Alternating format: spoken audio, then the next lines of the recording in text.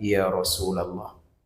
Bapak Ibu kaum muslimin dan muslimat, para jamaah yang saya hormati, pada kesempatan ini kita akan mengkaji dua ayat yang terdapat di dalam surah Yusuf.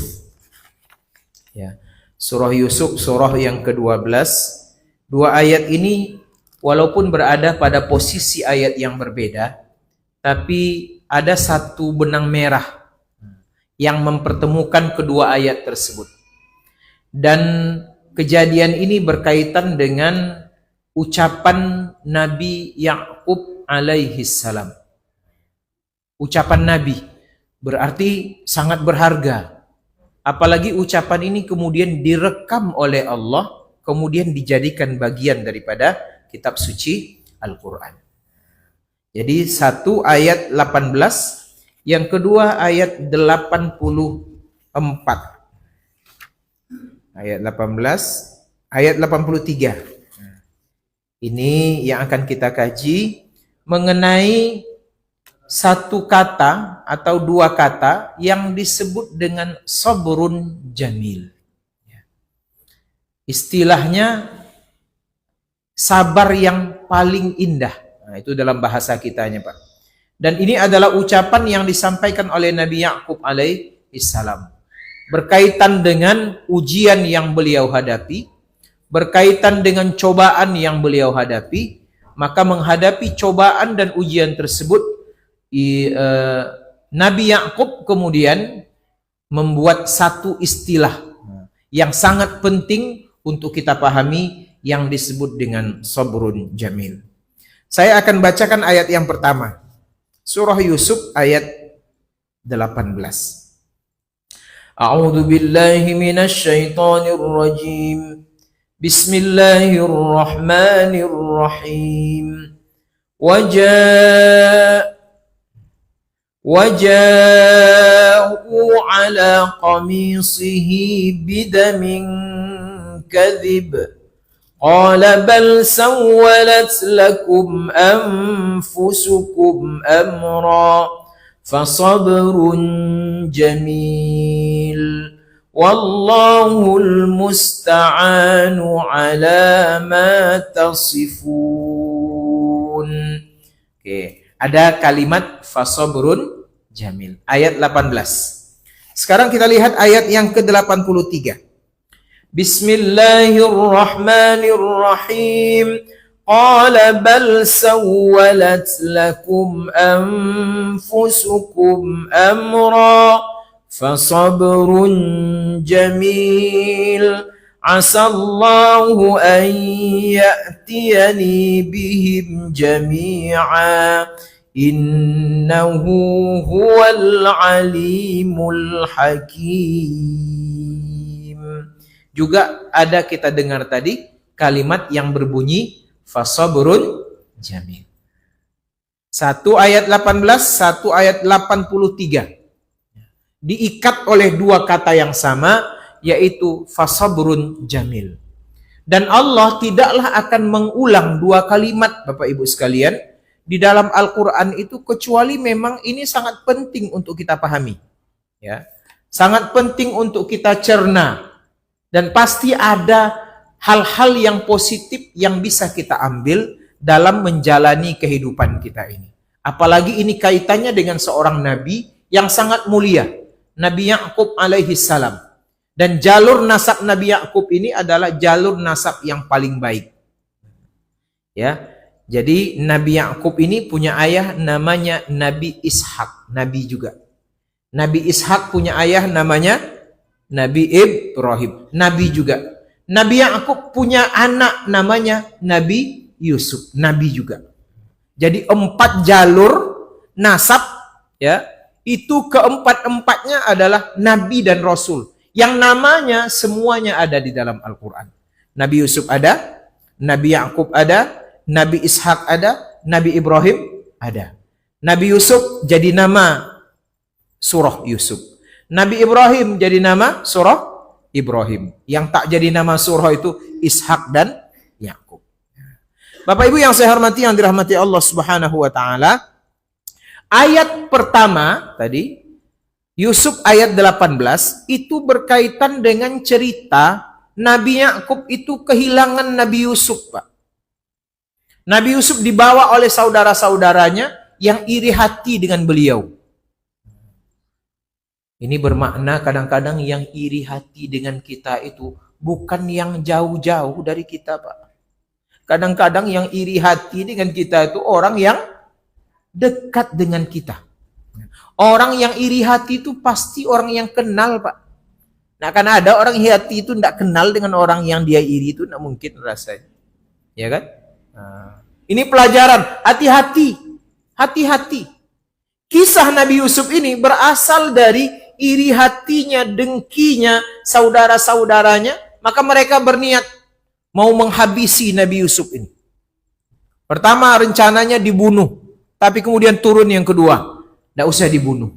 Cari sumur di tempat yang sangat jauh. Masukkan Yusuf itu ke dalam sumur. Kalau hidup dia hidup. Kalau mati dia mati.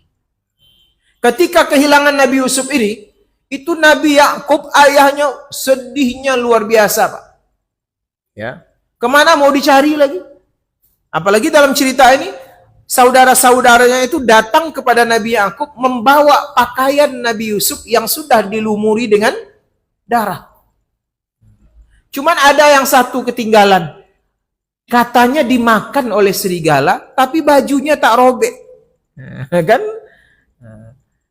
Dicengkram, dicakar serigala, dimakan oleh serigala. Tapi ketika Nabi Yakub periksa bajunya itu, kok bajunya ada darahnya saja, tak ada sobek-sobeknya. Tapi Nabi Yakub tak punya bukti, Pak. Kemana mau dicari buktinya? Siapa yang mau disalahkan? Mereka bersepuluh orang.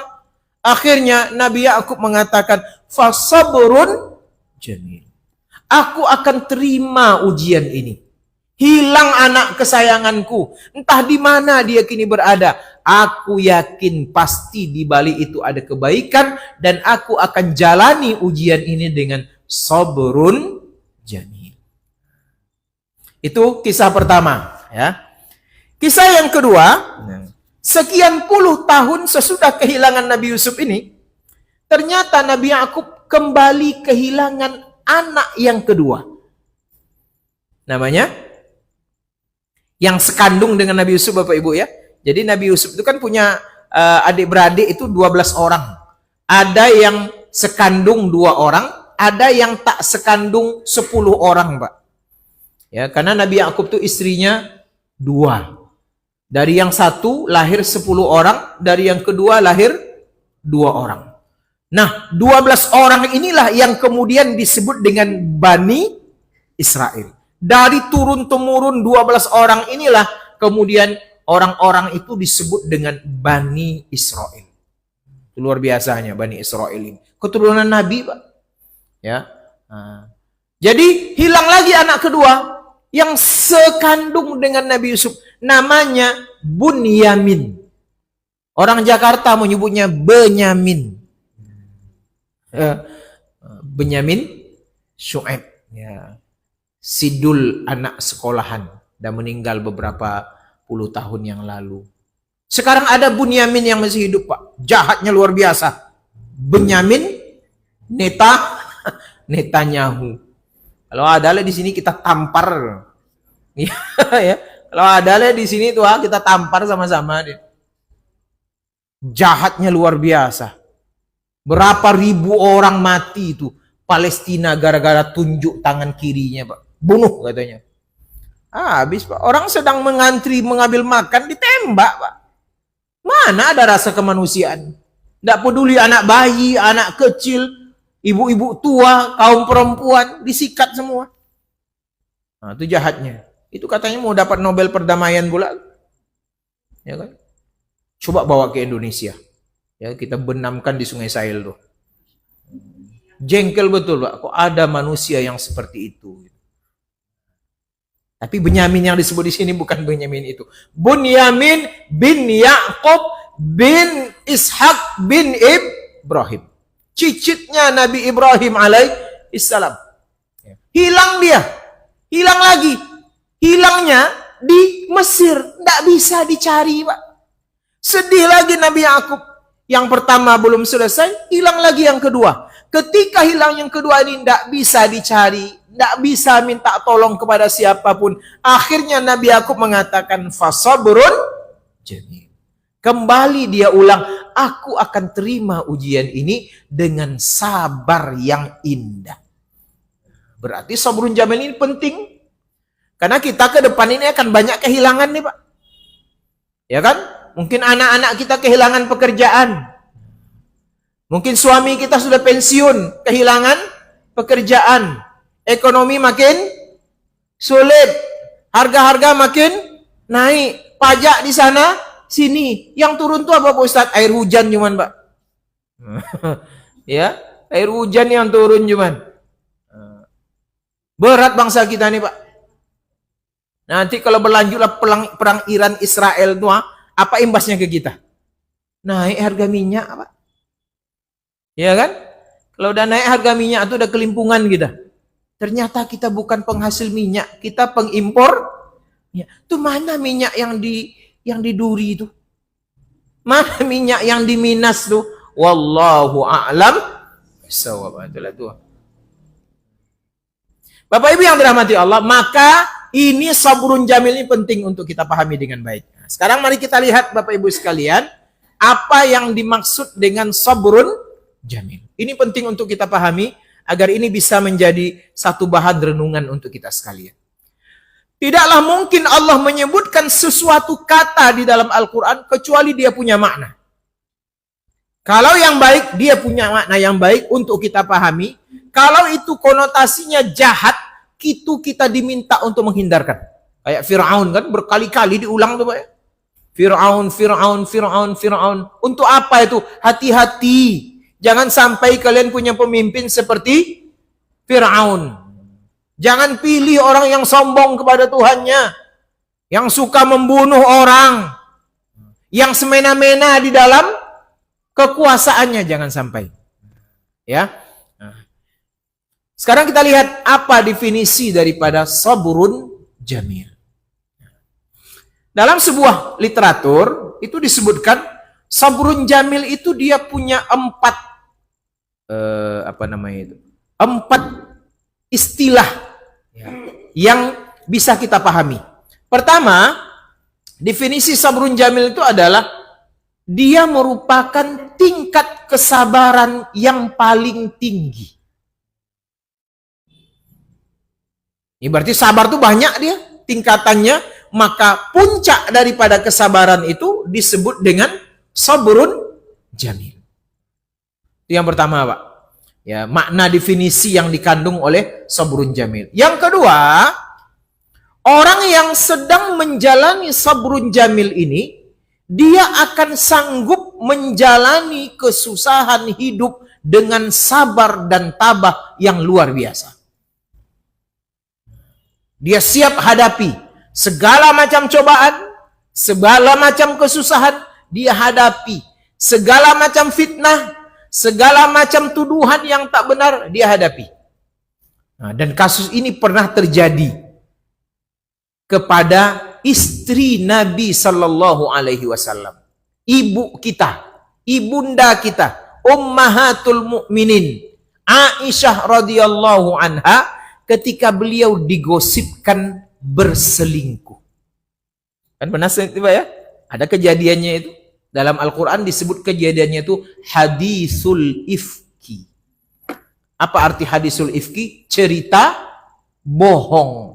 Untuk menjatuhkan marwah Aisyah radhiyallahu anha, yang ujungnya untuk menjatuhkan marwah Rasulullah sallallahu alaihi wasallam.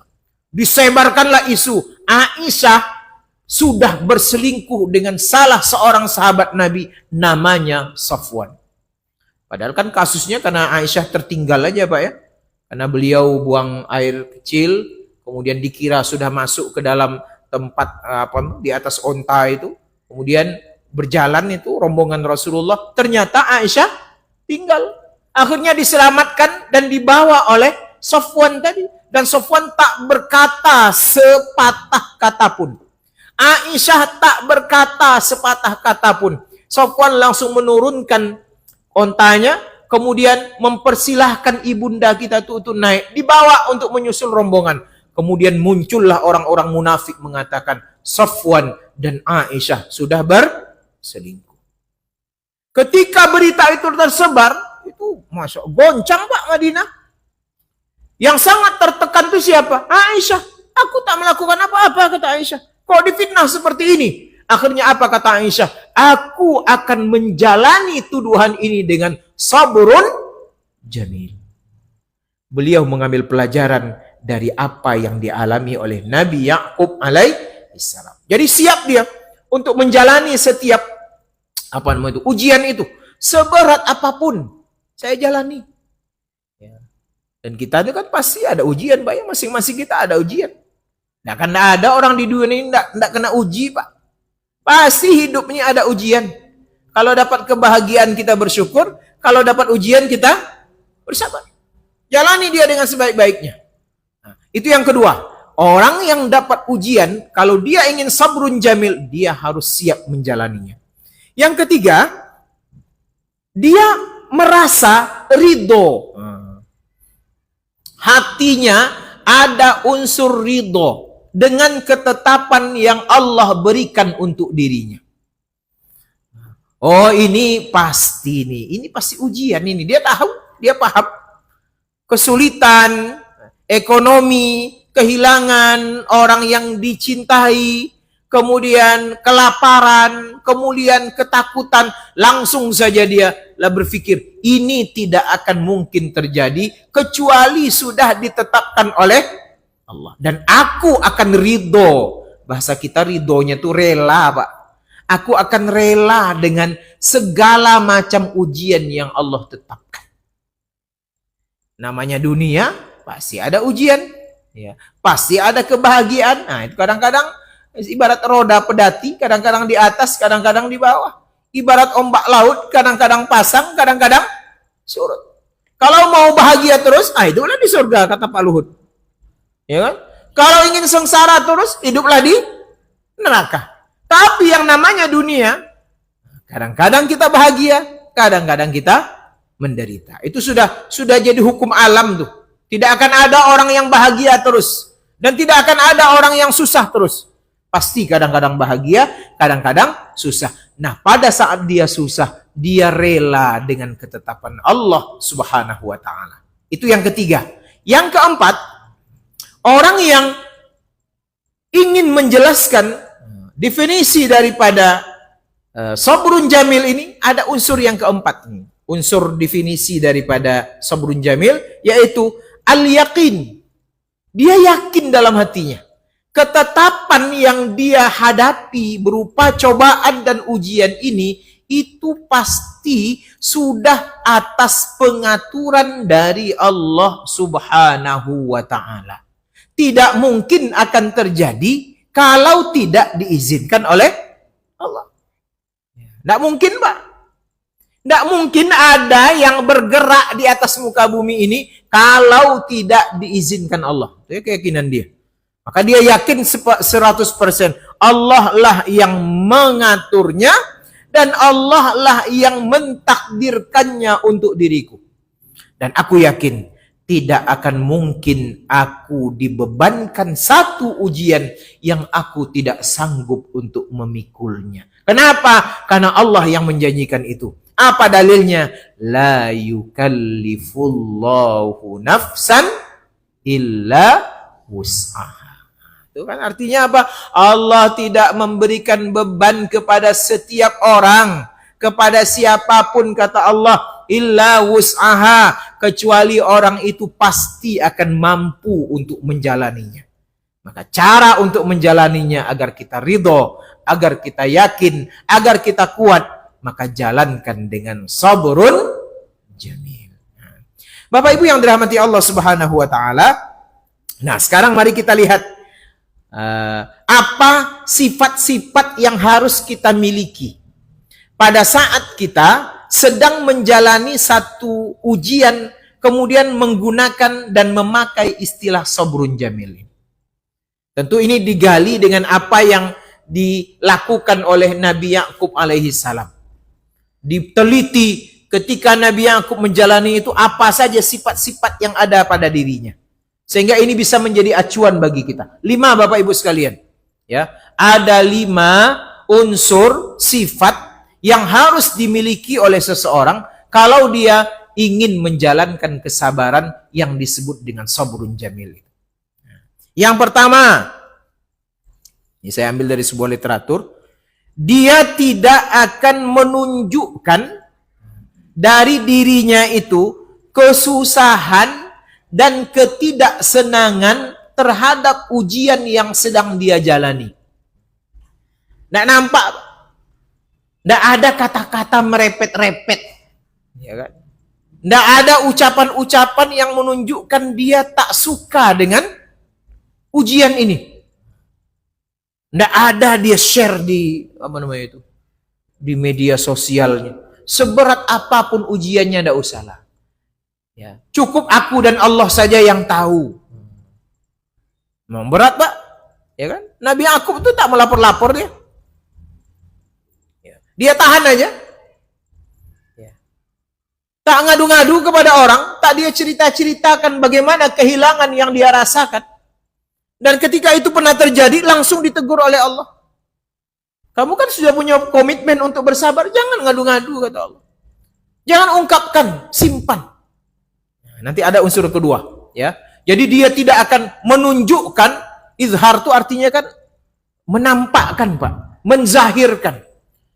Nah, kalau orang menzahirkan tentu ucapannya yang tidak baik, kemudian tingkah lakunya menandakan dia tidak menerima, wajahnya pun juga menunjukkan dia tak suka. Nah, itu izhar itu.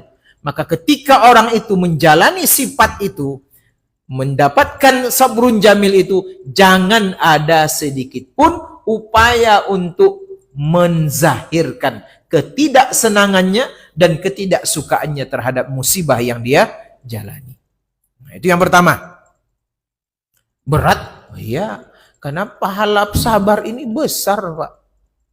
Tidak bisa kita perkirakan pahala sabar nih. Ya kan? Kalau pahala sedekah bisa kita perkirakan.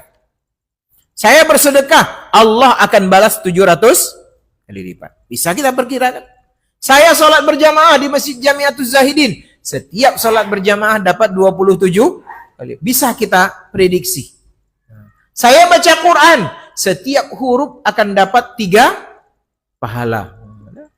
Bisa, Pak. Tapi kata Rasulullah, ketika seseorang sabar, itu tidak bisa dia prediksi berapa pahala yang dia berikan, yang dia dapatkan. Tidak tahu dia berapa besar jumlah yang Allah berikan pahala untuk dia. Allah yang mengatakan dalam Al-Quran, Innama yuwaffas sabiruna ajrahum bighairi hisab. Allah akan memberikan pahala balasan bagi orang-orang yang sabar bighairi hisab, tanpa bisa dia perkirakan. Ini saking apa, Bapak Ibu? Saking besarnya pahala sabar itu. Dan sabar itu mesti ada dalam hidup kita. Ya, karena tadi kalau kita bahagia, kita bersyukur, kata Nabi, kita akan dapat pahala. Kalau kita dapat musibah, dapat bala, kita bersabar, kita pun juga dapat pahala. Jadi yang pertama, tidak dia tampakkan. Yang kedua, sifat yang harus kita miliki ketika kita sedang menjalankan sabrun jamil itu adalah al-iqtisaru fi syakwa 'ala Allahi wa 'adamu izhari tadhammuri linnas. Dia tidak akan mengadu-ngadu, melapor-laporkan apa yang dia alami, kecuali hanya dia laporkan kepada Allah. Nggak dia sebar-sebarkan, Pak. Nggak di medsos, nggak di tetangga, nggak di keluarganya, nggak. Aku hanya akan melapor kepada Allah. Ini dahsyat nih, Pak. Aku akan berdialog dengan Allah, menyampaikan keluh kesahku kepada Allah. Karena kalau disampaikan kepada Allah, terjaga rahasianya. Tapi kalau disampaikan kepada orang, iya kalau masih baik hubungannya dengan kita, terjaga dia, Bapak Ibu. Tapi kalau sudah rusak hubungannya, tersebarlah aib itu. Tersebarlah berita itu. Ya, apalagi lewat media sosial. Berapa banyak kita lihat tuh Bapak Ibu. Dibuka ini, dibuka itu, dibongkar rahasianya gara-gara media sosial. Ya kan? Dan kejadian ini pernah terjadi pada Nabi Yakub. Sehingga Allah kemudian menegur Nabi Yakub. Ya. Jadi Nabi Yakub itu disebutkan beliau punya saudara angkat. Jadi ketika kehilangan Nabi Yusuf, Nabi Yakub ini langsung buta matanya, Pak. Saking lamanya bersedih. Ya. Hitamnya ini hilang berganti dengan putih. Saking lamanya, ya, bersedih dengan kehilangan Nabi Yusuf. Yang kedua, ketika hilang Bunyamin tadi, itu disebutkan saking sedihnya berpengaruh ke pinggang beliau. Sehingga pinggang Nabi Yakub itu bengkok. Tidak bisa berdiri lagi. Tidak bisa berjalan lagi. Apalagi umurnya sudah tua. Maka datang saudara angkatnya tadi bertanya, wahai abangku, abang angkatku, apa yang menyebabkan engkau buta dan apa yang menyebabkan engkau kok pinggangmu bisa jadi seperti ini? Apa kata Nabi Yakub? Aku buta ini gara-gara aku kehilangan Yusuf. Aku punya pinggang seperti ini gara-gara kehilangan Bunyamin. Datang malaikat Jibril, Pak. Datang malaikat Jibril. Atas perintah Allah, Jibril menyampaikan, hei Yakub, jangan pernah engkau ceritakan kesusahanmu kepada siapapun, kecuali kepada, ditegur Nabi Yakub. Ya. Maka kemudian Nabi Yakub sadar, kemudian keluarlah ucapan beliau yang direkam oleh Allah Subhanahu wa taala. Ya, ada di dalam surah Yusuf itu. Apa kata Nabi Yakub? Qala innama ashku bathi wa huzni ila Allah. Mulai hari ini kata Nabi Yakub, aku hanya akan ashku, melaporkan bathi, kesusahan-kesusahan yang sedang aku alami. Wahuzni, dan kesedihan diriku yang begitu mendalam. Sesudah kehilangan 2 orang anak, aku hanya akan melapor ilallah, kepada Allah. Maka untuk kita sekalian, sesusah-susah apapun keadaan yang kita alami, sebanyak apapun cobaan yang kita hadapi, maka konsep Nabi Yakub ini bisa jadi bahan renungan. Innama ashku bathi wa huzni ilallah. Aku hanya akan melaporkan segala macam kesusahanku dan segala macam kesedihanku hanya kepada Allah Subhanahu wa ta'ala. Dan ketika kita melaporkan kepada Allah, yakinlah kita pasti ada solusi. Pasti ada jalan keluar. Apalagi kita iringi dengan takwa, Pak. Wa may yattaqillaha yaj'al lahu makhraja wa yarzuquhu min haitsu la yahtasib. Siapa yang bertakwa kepada Allah, setiap problem yang dia hadapi, yaj'al lahu makhraja, pasti akan Allah berikan jalan keluar. Syaratnya apa? Takwa. Innahu may yattaqi wa yasbir, kata Nabi Yusuf. Orang yang bertakwa dan dia adalah orang bersabar, itu adalah urusan yang sangat mulia di hadapan Allah Subhanahu wa ta'ala. Jadi sifat kedua bagi orang yang ingin dikatakan sedang menjalankan sabrun jamil, maka dia tidak akan melaporkan kesusahan hidupnya, kesedihan hatinya, kecuali dia akan laporkan kepada Allah Subhanahu wa ta'ala. Itu yang kedua. Yang ketiga, ar-ridha biqada'illah.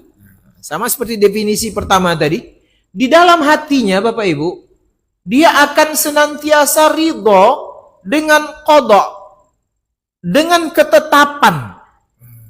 Kan kita yakini ini tidak akan terjadi apapun kecuali memang sudah ditetapkan oleh Allah. Maka ketika dia menghadapi musibah itu ridho dia, Pak. Apa musibah yang mungkin sangat dekat dengan kita. Yang seiring dengan bertambahnya umur, semakin tuanya usia, apa musibah itu? Apa balaknya itu? Sakit. Nah, itu siap-siap Pak. Harus siap-siap kita ini. Dia kadang-kadang datang tanpa diundang-undang. Nggak ada undangan yang kita sebarkan sama dia tuh. Tiba-tiba datang dia Pak. Bangun tidur, ala pokak telingo. Nah, ya kan? Bangun tidur udah sakit pinggang. Bangun tidur kadang-kadang udah nggak bisa lagi tangan sebelah diangkat. Bangun tidur nggak bisa lagi kaki diangkat. Bangun tidur udah mulai sakit perut. Bangun tidur udah berat tengkuk. Macam-macam nanti itu. Macam-macam. Maka jalanilah dengan sabar tadi. Dan satu unsur yang harus kita perhatikan, relalah dengan apa yang sudah ditetapkan oleh Allah. Itu rela saja ya. Kalau kita rela, kata Nabi ya, itu menjadi satu jalan untuk mendapatkan kemuliaan dari Allah. Kalau kita auzubillah ada yang meninggal dengan penyakit itu, sabar dia jalani penyakit itu, maka boleh jadi penyakit itu, kata Rasulullah, jadi jalan bagi Allah untuk menghapuskan dan mengampuni dosa-dosanya. Sehingga ketika keluar rohnya dari tubuhnya akibat penyakit yang dia alami itu, maka rohnya, kata Rasulullah, keluar dalam keadaan bersih. Syaratnya apa? Rela dengan setiap ketetapan yang sudah ditetapkan oleh Allah Subhanahu wa ta'ala. Jadi perlu mempersiapkan diri dengan sebaik-baiknya. Perlu mengkondisikan diri. Tak perlu mencak-mencak Pak. Apalagi kadang-kadang mencari jalan yang tak pantas. Banyak kita lihat orang-orang yang, saya tidak kuat lagi dengan penyakit saya. Terus saya minta kepada dokter untuk melakukan suntik mati. Boleh Bu? Ada orang yang terjun dari lantai 20 Pak. Di rumahnya itu, kenapa terjun dia? Tidak tahan lagi dia dengan sakitnya. Jangan sampai. Ya, kita bersabar itu bukan berarti kita kemudian pasif, diam saja, tidak. Tetap berusaha. Kita berobat, ya kan? Konsultasi dengan dokter, tak selesai dengan dokter, cari obat alternatif, kan banyak itu Pak ya. Bisa mungkin obat-obat herbal. Nah, tapi hati-hati. Kalau obat herbal ini kata orang-orang yang berkecimpung di bidang pengobatan seperti itu yang harus kita perhatikan adalah dosisnya Pak. Nah, kalau dokter kan sudah ada itu 2 kali 1, 3 kali 1, 1 kali 1, kan tidak ada sama dengannya deh Pak ya. Itu yang tidak pernah saya lihat. 1 kali 1 tidak ada sama dengannya, 2 kali 1 tidak ada sama dengannya. Itulah dokter. Ada dosisnya. 2 kali kita makan sehari. Siang 1, malam 1. Atau pagi 1, sore 1. Tapi kalau herbalnya kadang-kadang dikasihnya kita. Ya. Nggak ada berapa kalinya, berapa ukurannya, main sikat aja. Kalau kita nggak tahu tuh hati-hati. Kadang-kadang efeknya kemudian akan pergi ke ginjal kan, dia akan pergi ke penglihatan, akan pergi ke ini segala macam lah.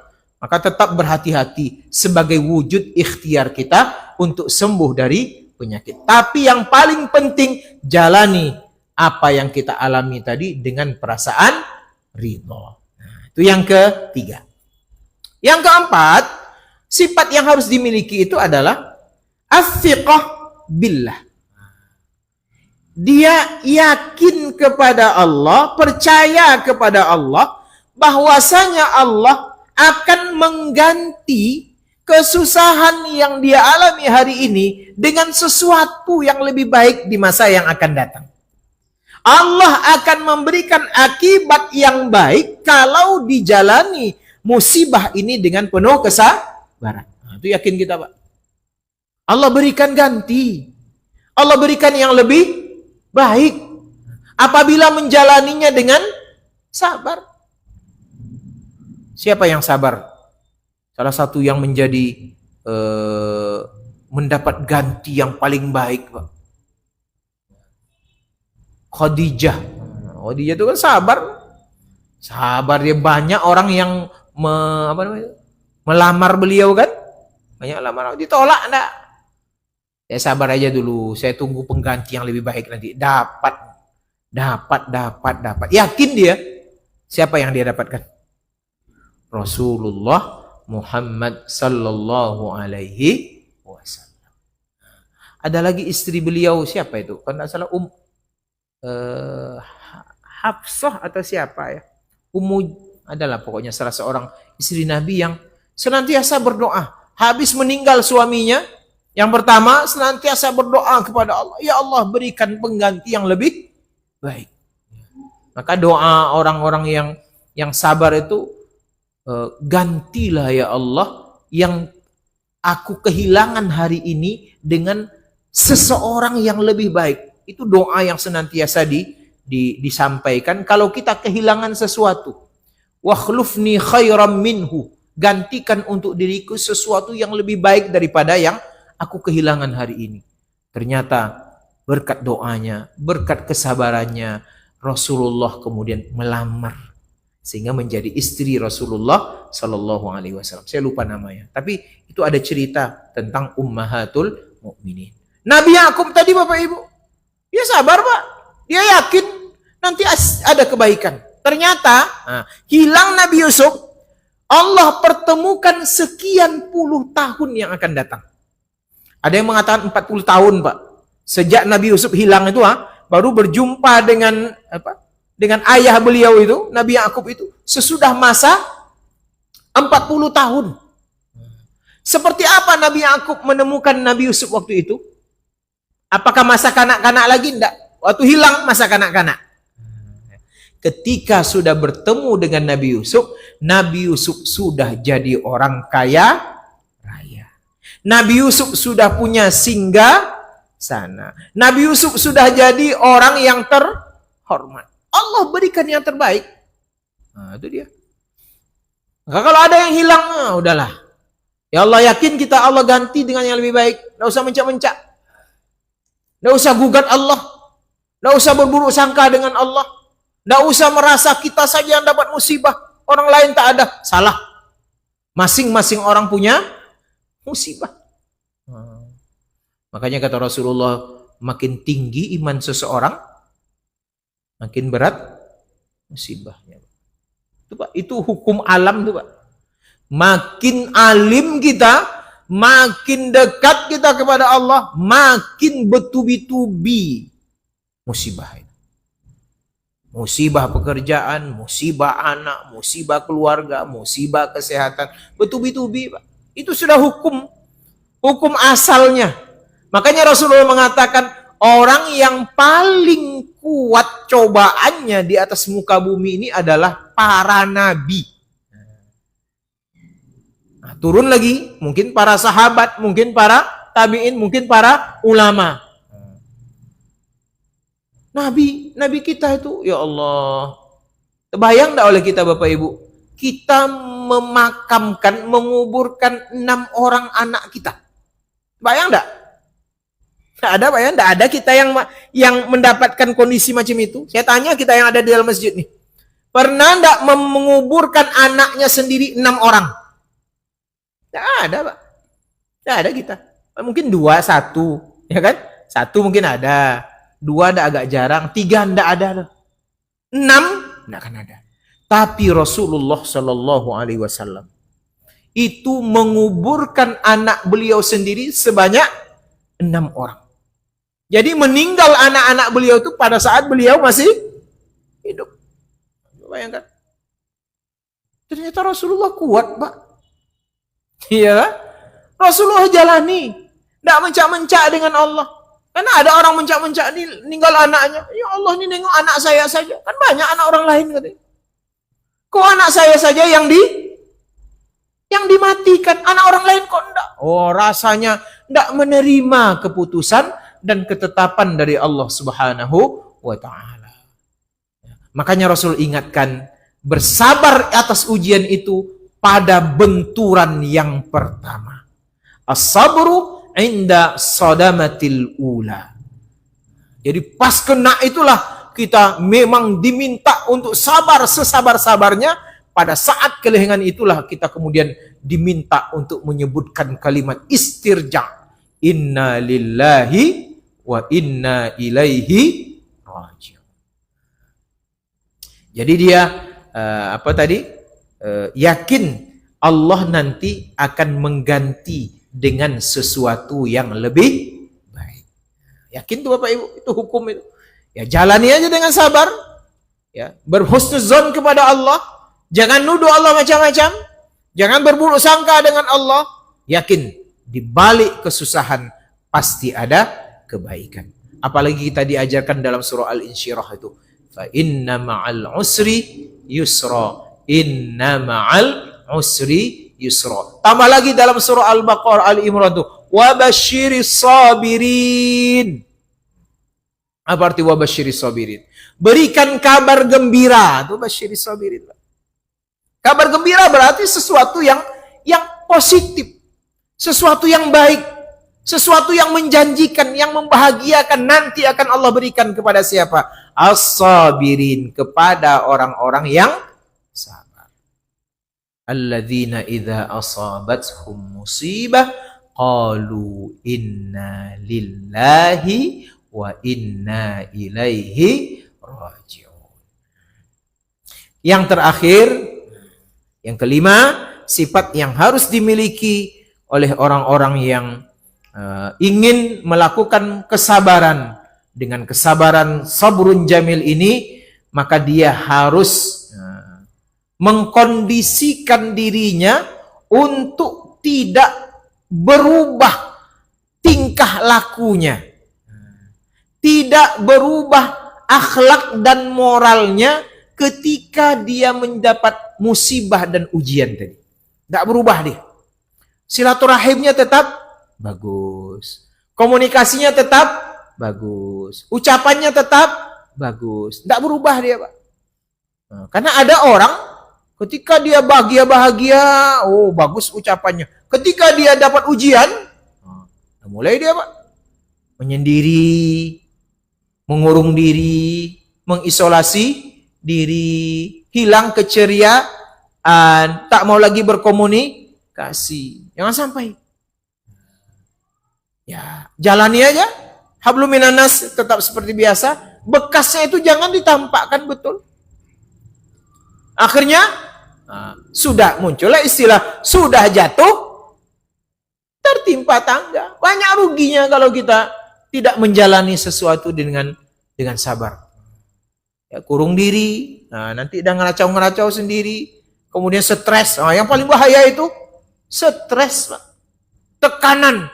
Kalau tidak mampu dia menjalani itu dengan baik, tekanan hidupnya itulah kadang-kadang membuat orang tak mampu menjalaninya, sehingga kemudian muncul penyakit baru. Apa? Gilo. Ya, Pak. Stres. Lah mulai ketawa-ketawa sendiri, senyum-senyum sendiri, nangis-nangis sendiri. Akhirnya dimasukkan ke universitas dia, Pak. Di mana universitasnya? Universitas Samping Undri, alias rumah sakit jiwa. Na'udzubillahi min dzalik. Nah, inilah Bapak Ibu sekalian, ya, konsep ya yang disebut tadi dengan sabrun jamil, yang 2 kali diulang kata-kata itu oleh Allah di dalam surah Yusuf, yang tidak ada kata-kata itu di tempat yang lain kecuali di dalam surah ini, yang itu keluar dari mulut seorang nabi yang sangat mulia, yaitu Nabi Yakub alaihissalam. Maka dalam menjalani kehidupan kita ini, mari kita upayakan setiap kebahagiaan yang kita dapatkan, kita bersyukur kepada Allah, dan setiap musibah yang kita jalani, mari kita jalani musibah itu dengan sabar, dan pakailah sabar yang paling tinggi tadi yang disebut dengan sabrun jamil. Yang unsur-unsurnya antara lain, ya, tidak menampakkan ada perubahan, kemudian tidak akan melapor-laporkan kecuali kepada Allah, kemudian ridho dengan ketetapan Allah, yakin Allah akan memberikan ganti yang lebih baik, dan tidak tampak bekas, ya, yang akan merubah akhlak mereka, yang mengubah hablum minan nas mereka, karena mereka sudah menjalaninya dengan sabar yang luar biasa. Demikian Bapak Ibu sekalian, ya kajian kita pada malam hari ini. Bagi yang ingin melanjutkan kajian nanti buka-buka tafsir online, ya saya kembali sampaikan, bukalah surah Yusuf ayat 18 dan surah Yusuf ayat 83 berkaitan dengan sabrun jamil ini. Terima kasih dan saya mohon maaf kepada jamaah sekalian, saya tidak bisa sholat isya di sini Pak karena ada agenda lain yang harus dilaksanakan. Yang sampai berjumpa insya Allah di bulan yang akan datang dengan tema yang berbeda. Mudah-mudahan bermanfaat untuk kita sekalian. Mohon maaf atas segala kekurangan. Terima kasih atas segala perhatian. Hadanallahu wa iyyakum ajma'in. Wabillahi taufiq wal hidayah. Assalamualaikum warahmatullahi wabarakatuh.